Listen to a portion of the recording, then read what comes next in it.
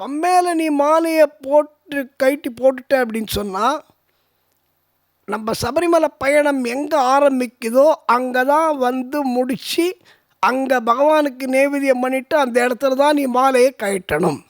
அப்போ தான் ஒரு ரவுண்டு, ஒரு சர்க்கிள்.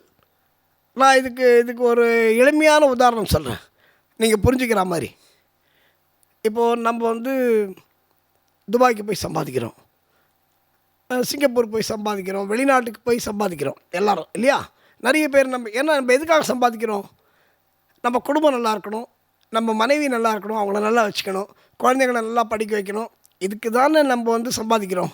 ஊர் ஊராக போய் குடும்பத்தை விட்டு பிரிஞ்சு பல வருஷங்கள் அங்கே அந்த வெளியூரில் இருந்து அங்கே பல கஷ்டங்கள் பட்டு அல்லல் பட்டு வேதனைப்பட்டு சம்பாதிக்கிறவங்களாம் எனக்கு தெரியும்.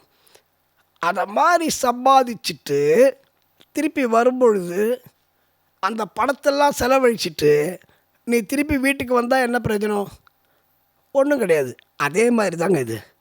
நம்ம எதுக்கு சபரிமலைக்கு 41 நாள் கடுமையான விரதம் இருந்து நம்ம ஆசைகளை எல்லாம் துறந்து, அப்போது நம்ம அதை மாதிரி விரதம் இருந்துட்டு போகிறது எதுக்காக? நம்ம குடும்பம் நல்லா இருக்கணுன்றதுக்காக. ஆனால் வரும்போதே நீ மாலையை கழிட்டு வழியிலேயே போட்டு, எப்படி நீ வழியிலேயே உங்கள் பணத்தை செலவு பண்ணுற மாதிரி. அப்போது நம்ம ஒரு அருள் கிடைக்கிறதுக்காக சபரிமலைக்கு போகிறோம்.